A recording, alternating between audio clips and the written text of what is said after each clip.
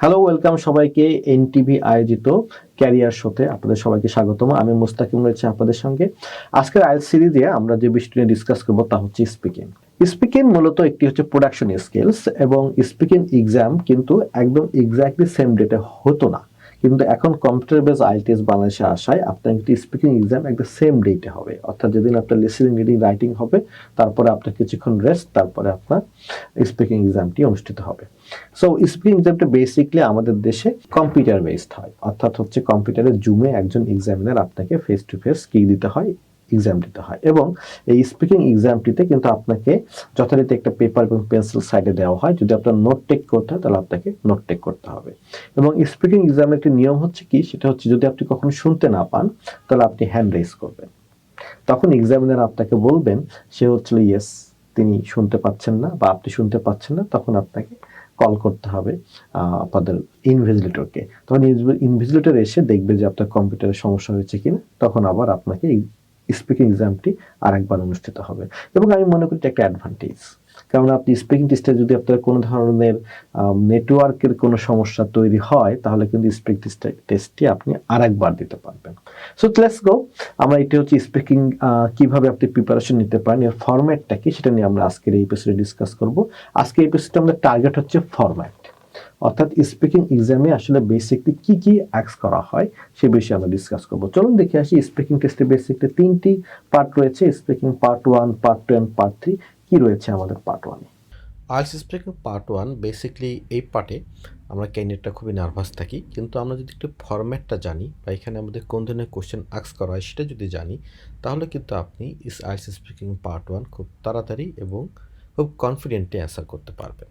যেমন IELTS speaking part 1-এ basically কী হয়, এই প্রথম 4 থেকে 5টা মিনিট বা 6টা মিনিট এখানে এক্সামিনার আসলে আপনাকে কোন ধরনের কোশ্চেন আস্ক করে, এবং আমরা যেটা দেখি এখানে ক্যান্ডিডেটরা খুব বেশি নার্ভাস থাকেন।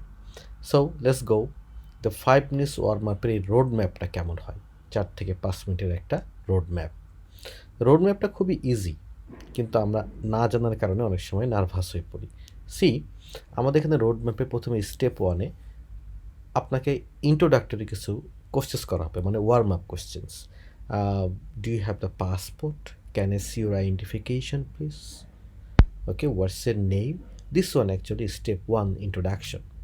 দেন স্টেপ 2-তে আপনি দেখতে পাবেন ইউর ওয়ার্ল্ড, আমরা একটা নাম দিয়েছি।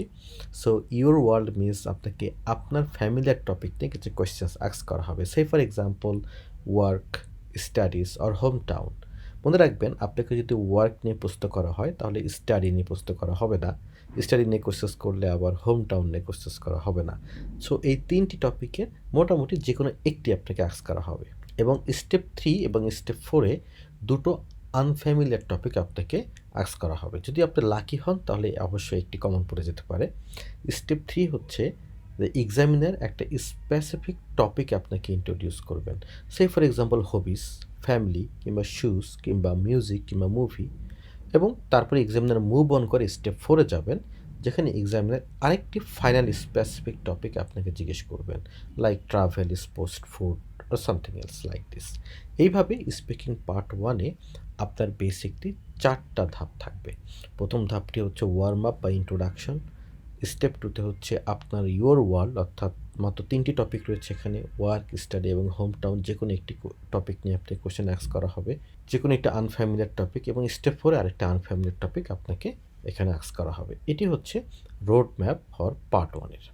দেন এটি হওয়ার পর আপনার কাজ হচ্ছে কি, আপনাকে স্পেসিফিকলি প্রিপারেশন না, যেমন এখানে কিন্তু আপনার basically 6 type of question ask করা হয় বেসিকলি। এর বাইরে আরও কিছু রয়েছে, আপনারা যেখানে টাইপগুলো দেখতে পাচ্ছেন, like, dislike, frequency, type, hypothetical or then double choice, এবং নেক্সট ওয়ান হচ্ছে frequency question. So this are the 6 type of questions basically আপনাকে আস্ক করা হয়।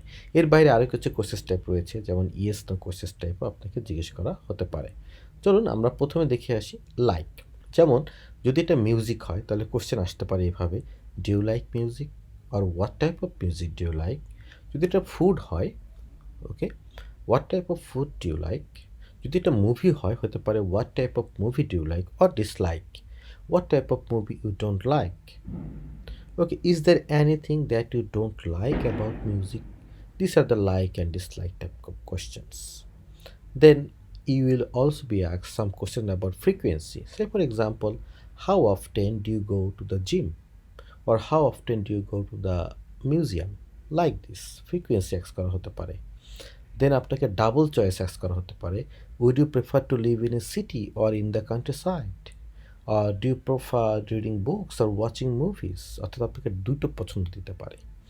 দেন আপনাকে আরও কোশ্চেন জিজ্ঞেস করতে পারে, যেমন হচ্ছে type, what type of music do you like, what type of books do you like. দেন আপনাকে একটা হাইপোথেটিক্যাল কোশ্চেন অ্যান্সার করতে পারে, what would you do if you had $1,000,000, অথবা would you like to be a musician in the future. So these are the actually basic things about the IELTS speaking part 1. যখন আপনার part 1 শেষ হয়ে গেল, তারপরে আপনার সবচেয়ে বড় চ্যালেঞ্জ, এবং সেই চ্যালেঞ্জটা হচ্ছে পার্ট 2, যেটাকে আমরা টপিক কার্ড বা কিউ কার্ড বলি।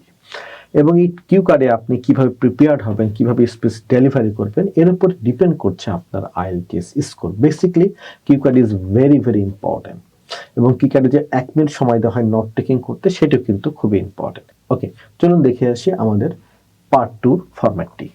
ওকে, আপনি যদি আইএলটিএস স্পিকিং পার্ট 2তে মাস্টারিং করতে চান, তাহলে কিছু বিষয় কিন্তু আপনাকে জানতেই হবে। যেমন ধরুন আইএলটিএস স্পিকিং পার্ট 2 ফরম্যাটটা কীরকম। এখানে যেমন দেখতে পাচ্ছেন 120, অর্থাৎ এটা কিন্তু একটা 2 মিনিটের একটা প্রিপারেশন। আপনাকে এই 2 মিনিটসের একটা চ্যালেঞ্জ দিতে হবে, এবং এই চ্যালেঞ্জে যদি আপনি জিতে যান, তাহলে কিন্তু আপনি আইএলটিএস স্পিকিংয়ে জিতে যাবেন। সে ফর এক্সাম্পল দেখুন, আইএলটিএস স্পিকিং পার্ট 2তে বেসিকলি ফরম্যাটটা কীরকম, আমরা যদি এটা পিকচারে চলে যাই তাহলে স্পষ্ট বুঝতে পারবো। আপনাকে একটা কিউ কার্ড দেওয়া হবে, রিসিভ ইউর কিউ কার্ড। দেন আপনাকে 1 মিনিট টাইম দেওয়া হবে, এবং একটি পেন এবং একটা পেন্সিল দেওয়া হবে, এবং একটি নোটবুক। আপনি ইচ্ছা করলে এই পেন্সিল এবং পেনের সাহায্যে কিছু নোট টেক করতে পারেন, আবার নাও করতে পারেন, ইটস আপ টু ইউ। দেন আপনাকে কথা বলতে হবে 1 থেকে 2 মিনিট। মনে রাখবেন 2 মিনিটের বেশি নয়, আবার 1 মিনিটের কম নয়। তারপরে এক্সামিনার আপনাকে ফলো আপ কিছু কোশ্চেন জিজ্ঞেস করতে পারেন, 1টি বা 2টি করার পরে আপনার কাছ থেকে ওই নোট টেকিং এবং কিউ কার্ডটা আবার নিয়ে নেবেন। দিস ইজ অ্যাকচুয়ালি আপনার ফরম্যাট ফর হচ্ছে পার্ট 2।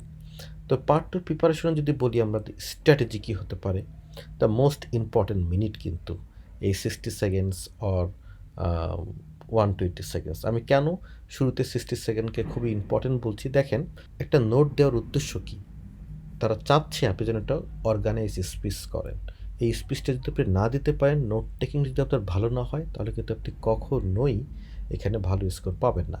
সো আপনার নোটটি যেন এরকম হিজিবিজি না হয়, বরং বাম দিকে স্ক্রিনে দেখানো খুব অর্গানাইজ একটি নোট টেকিং হয়। আরেকটি পিকচার দেখুন, এখানেও কিন্তু আপনি দেখতে পাচ্ছেন যে ডান পাশে যে নোট টেকিংটা রয়েছে, সেটা কিন্তু খুব ভালো রেজাল্ট দিতে পারবে না, কিন্তু বাম দিকের নোট টেকিংটাই ভালো রেজাল্ট দিতে পারবে। সো নোট টেকিংটি যেন ভালো হয় সেই ব্যাপারে আপনি লক্ষ্য রাখতে হবে, এবং আমরা পরবর্তী এপিসোডে এই নিয়ে ডিসকাস করব অনেক। আমরা নোট টেকিং শেষ হওয়ার পরে আমরা আমাদের টপিকগুলোকে একটু ম্যাপিং করে আসি।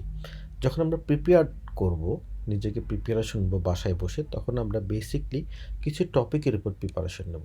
সে ফর এক্সাম্পল আমাদের শিখতে হবে কিভাবে পিপল নিয়ে কথা বলতে হয়, কিভাবে একটি প্লেস নিয়ে কথা বলতে হয়, কিভাবে একটা অবজেক্ট নিয়ে কথা বলতে হয়, কিভাবে একটি এক্সপিরিয়েন্স নিয়ে কথা বলতে হয়, যেমন একটা পজিটিভ এক্সপিরিয়েন্স হতে পারে কিংবা নেগেটিভ এক্সপিরিয়েন্সও হতে পারে, কিভাবে মিডিয়া রিলেটেড বিষয়বস্তু নিয়ে কথা বলতে হয়, যেমন কিভাবে বই নিয়ে কথা বলতে হয়, মিউজিক নিয়ে কথা বলতে হয়, মুভি নিয়ে কথা বলতে হয়, কিভাবে একটি ইভেন্ট নিয়ে কথা বলতে হয়। বেসিকলি এই 6টি বিষয়ে আপনাকে দক্ষতা অর্জন করতে হবে। সো এটি হচ্ছে মূলত আইএলটিএস স্পিকিং পার্ট 2 মোটামুটি একটি ফরম্যাট। যখন আপনার পার্ট 2 শেষ হয়ে গেল, তখন নেক্সট হচ্ছে পার্ট 3।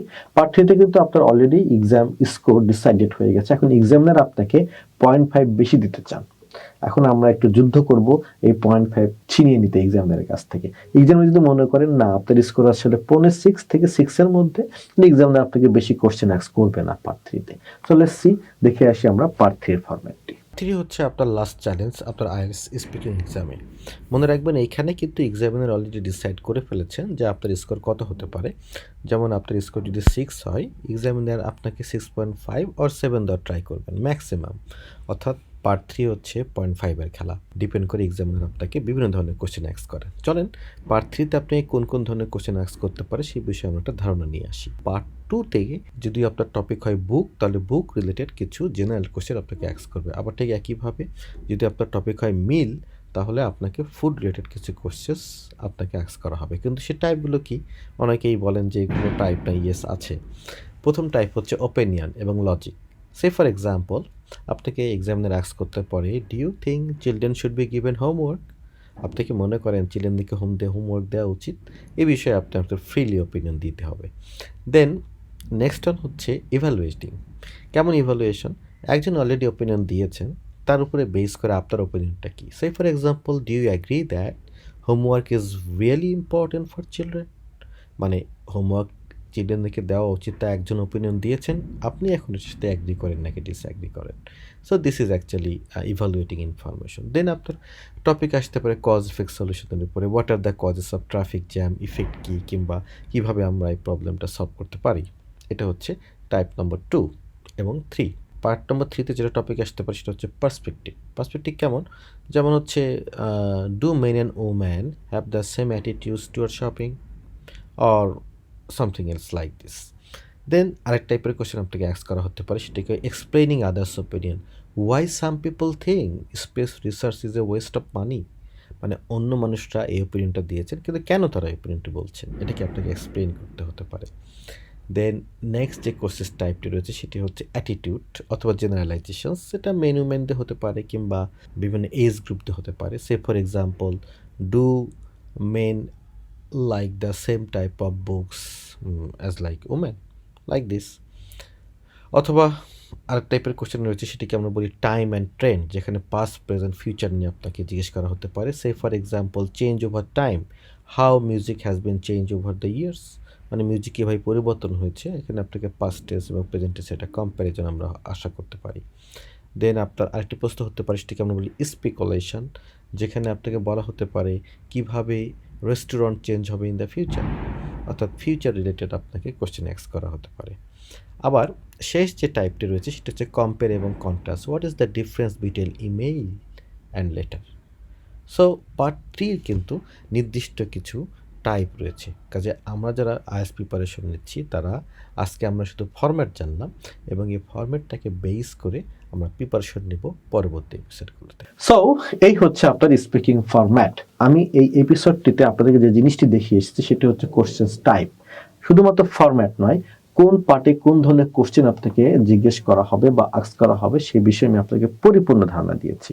নেক্সট এপিসোডে আমি যা করব তা হচ্ছে এই কোশ্চেনগুলো আপনি কিভাবে আনসার করবেন সেই বিষয়ে আমরা ডিসকাস করব। আজ এই পর্যন্তই, দেখা হবে পরবর্তী এপিসোডে। Thank you very much.